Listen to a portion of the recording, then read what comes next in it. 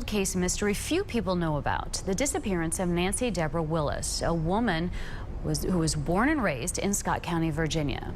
You might not recognize her name or remember her story, but you most likely remember the case of her former husband, Howard Hawk Willis. He was convicted and sentenced to death for the gruesome double murder of 2 teenagers. And while his fate is sealed, questions still linger about his wife. The family of Nancy Deborah Willis has not been seen or heard. They haven't heard from her or seen her in nearly 30 years. They continue their search for answers. Lauren Havlin traveled to Bradley County, Tennessee, where investigators say despite few clues in the disappearance case, it is still open and active. By her early 20s, Debbie Winiger was already a divorcee and mother of 2 children. Just a year after her divorce, she found a new love interest. They must have at some point got attracted to each other, not knowing everything truly about this man. His name, Howard Hawk Willis. He don't look like he's too much. Debbie's sister Gertrude always looked out for the youngest of the family. He looks like he's a pretty rough character. And I never did really like him. But by August of 1985, Debbie and Howard were married. You had to do your talking to Howard. December 1986, Gertrude says Debbie, Howard, and her 2 kids visited Gate City. But before anyone could open the presents, Gertrude says the family headed home to Ringgold, Georgia. Did you hear from her again? No.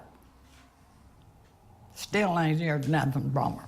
The family filed a missing persons report in 2 states. Nobody did anything. So the search effort didn't amount to much. Days turned into weeks, and weeks turned into years. It's gone so cold, it's frozen.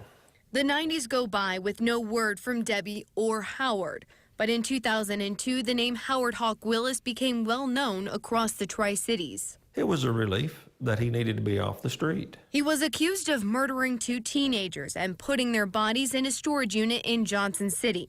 After several attempts at a trial, Howard got his day in court a decade later. Remember, Mr. Willis made a decision on whether Adam and Samantha were going to live, and he chose death.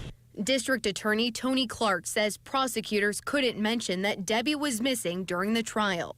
But that didn't help Howard's case. We, the jury, find the defendant, Howard Hawk Willis, guilty of first-degree murder. And I run outside, and I've thrown my hands in the air thanking the good Lord. And sentenced to death. But while Howard sits in prison, the question still remains, where is Debbie? I just believe that there's some more people out there, and they know more than we have heard. And all I'm asking just to please contact somebody.